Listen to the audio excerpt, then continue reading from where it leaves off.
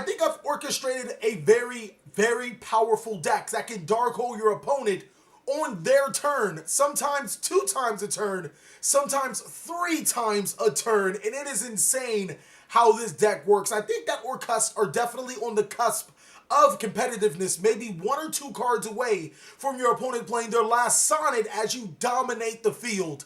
I'm TheCaliEffect, and if you guys want to see more videos like this, then go and destroy that subscribe button. But more importantly, go ahead and that notification bell because, well, we just too strong. I also want to give a special thanks to every single one of my Patreons.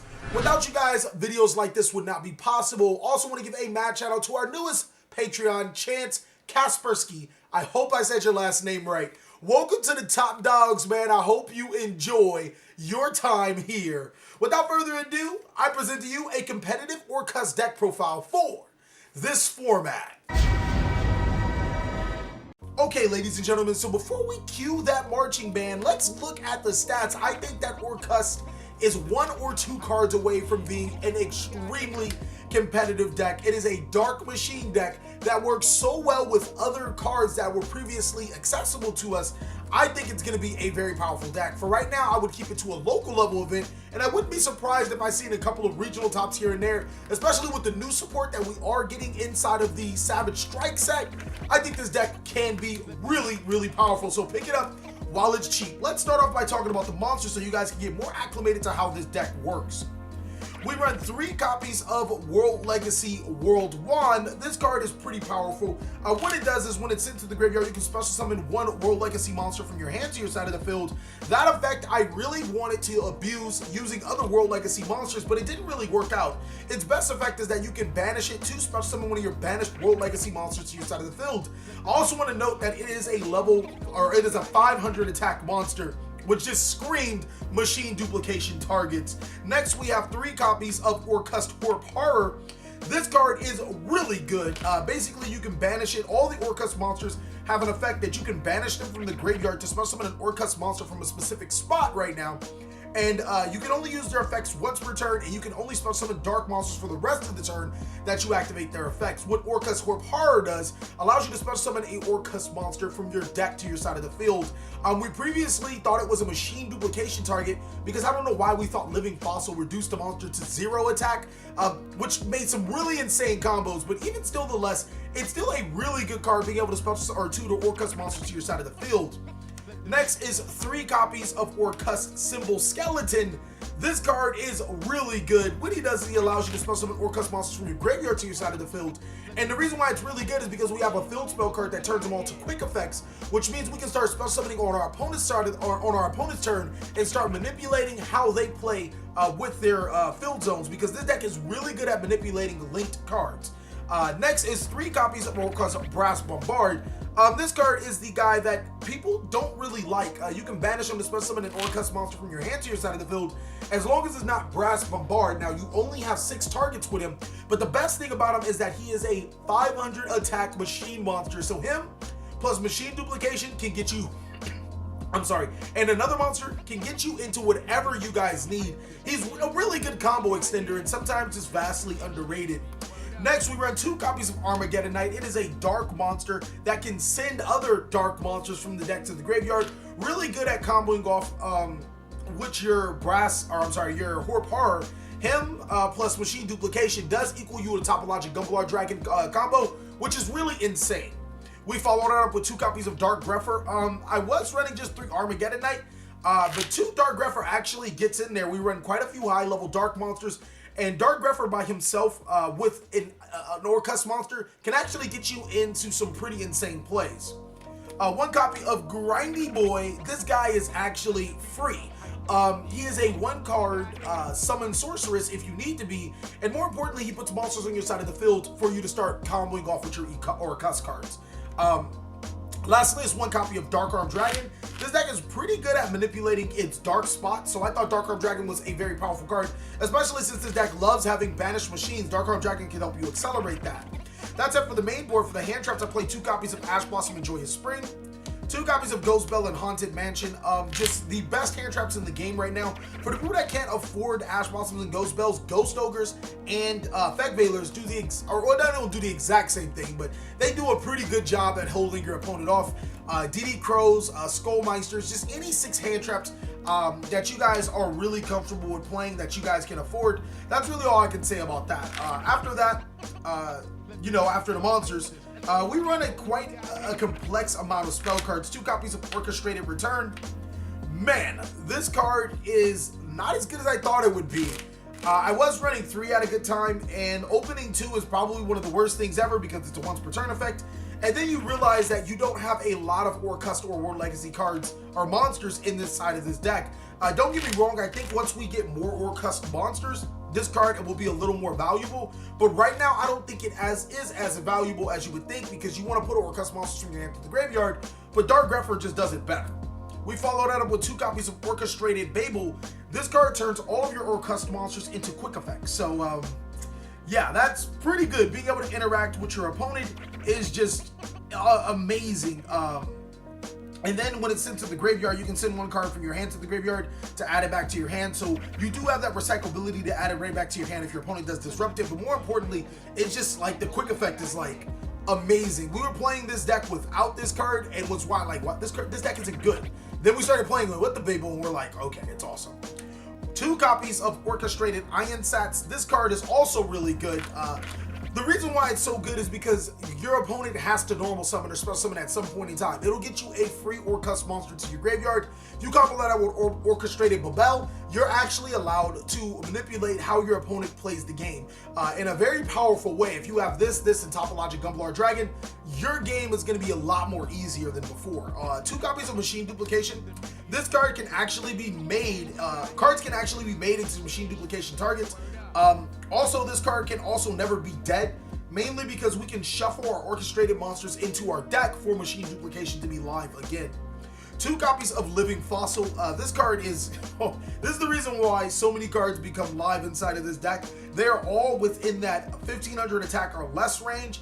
Brass Bombard is 500 attack. Symbol Skeleton is 1200 attack. So we have quite a few targets to special summon to our side of the field. The next thing about Living Fossil is that it is an extender and it banishes the card that we summon. So there's a lot of times we actually need a banished machine and a monster on our field, and Living Fossil can actually fulfill those conditions. 2 copies of Called by the Grave to prevent yourself from being hand trapped. The Monster Reborn, another extender. World Legacy Succession, another extender. DDR, another extender. And Foolish Burial extenders. We run quite a bit of extenders, but for the people that wanted to play a different route, just a little more fun route, I do have a couple of options for you guys. Of course, Card Troopers are pretty decent cards.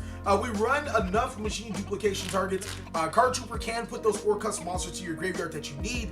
That can be really powerful depending on how you play it.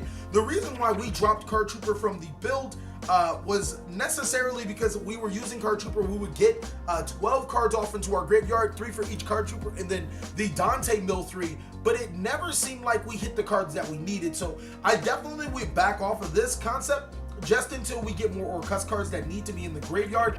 And then like once we get to that, I think that this card can be considered again. That's the reason why I didn't play it. There's also another way to get massive amounts of Orcust monsters in your graveyard, World Legacy Survivor and World Legacy World Armor. Now, the reason why I liked World Legacy Survivor and World Legacy World Armor so much is because World Legacy World Armor comboed pretty well with World Legacy World 1. You would send this to the graveyard, have this card in your hand, you can special summon to your hand, and you can add a World Legacy card, which Succession is extender, Survivor is a pretty good card, and you can continue on with your combos. World Legacy Survivor allows you to excavate 5 cards from your deck, add one of these guys or a World Legacy Succession to your hand, and then send the remaining cards into the graveyard. So it's essentially a Card Trooper, but the reason why I dropped it is almost the same reason why I don't play Card Trooper, mainly because it's so randomized on how you're going to get it, and this card is a dead card unless, like, you know, you have other cards to work with it. So that's it for the main board and the extra options that you guys could run. For the extra deck, 1 copy of Orchestration. I don't think you need more than 1 of this card. It's really powerful though, being able to not be destroyed by battle or card effects when it's linked, being able to negate your opponent's monster's effects and make their attack and defense become 0. It's good, but I just don't see you like making this card multiple times in a game or dominating the game. This is the card you actually want to make more often than not, Topologic Bombard Dragon. Mainly because every time a monster is summoned to where it's linked to, you can destroy all monsters on the field. It's really good because we have ways to protect our monsters and just wipe our opponent's board. This is the card that you probably want to make first. Borlo Dragon, it's a dark monster. It's the best link 4 in the game. So is Boral Sword Dragon. It's a heavy hitter. It's the card that you're probably going to use to go for game as well if you have the opportunity. Nightmare Unicorn is the best nightmare monster and spot removal. Summon Sorceress is really powerful in this deck. Just the ability to special summon another machine monster from your deck to your side of the field will allow you to extend your pace. 2 copies of Lone Grissu to Orcust automation. I've never used more than 2. I'm not saying that you will never need more than 2, but I think more often than not, you'll only need 2 to win maybe 90% of the games. And those 10% of the games, you probably would be using other cards, or I'm sorry, those 90% of the games, you'd probably be using other cards that, you know, the 3 copies of Orcust or Lone Grissu would take up. 1 copy of Triple Burst Dragon. This is actually really good against Sky Strikers. It's just good for stopping card effects. It's a dark monster. It's powerful. 2 copies of Galatea, the Orcust automation. This is a card I actually wanted to run 3 of. It allows you to shuffle machine monsters into your deck to set one of your Orcust, your field spell, or your Iron Sets to your side of the field. We don't run the trap cards because they're bad. And for the people that didn't know what Lone Grissu does, is that you can shuffle 2 machines to send a linked monster to the graveyard, whether it's on your field or on your opponent's field. The arrows pointing up is actually a trap. I'm telling you guys. Those are a trap, because literally you point it to your opponent's 2 monsters and then they think that they can do all their stuff and you can just send them to the graveyard. YuGiOh is a Princess for the Grinder Golem combo. It's also a pretty good dark monster. Akashic Magician for the Grinder Golem column, but it's also a dark monster. Underclock Taker.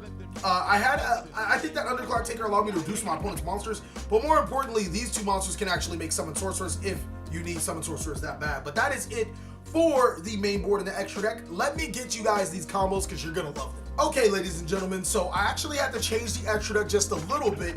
I had to drop the Triple Burst Dragon for a Link Kribo. I completely forgot, or I didn't completely forget, but I didn't know I was running the 16 card extra deck until I checked it. I was like, where's my second Link Kribo? This combo can be done with Link Kribo, or you can do it with Link Spiders. All you have to do is get 2 monsters to your side of the field with the same type of attribute. So this combo is going to require Grinder Golem, Orcust Symbol Skeleton, or Orcust Harp Horror. It does not matter which one that you start off with. What you are going to do is special summon Grinder Golem to your side of the field to where an extra monster zone is, giving you 2 tokens to your side of the field. Use one of your tokens for the link summon into your first Link Kribo, and then the second one into the link summon of your second Kribo. Now you can use both your Link Kribos for a link summon into your Akashic Magician, bouncing the Grinder Golem back into your hand.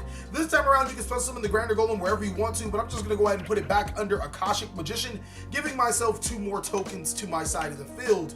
Next, I'm going to use the 2 tokens for another link summon into my YuGiOh Apprentice. And now, since I have 2 spellcaster monsters, 2 monsters with the same type, I can use Akashic Magician as a link 1 rating and a YuGiOh Apprentice as a link 2. I'm sorry, Akashic Magician as 1 monster and YuGiOh Apprentice as a link 2 to spell summon my Summon Sorceress to my side of the field. Now, Summon Sorceress could target Grinder Golem to spell summon a Fiend monster.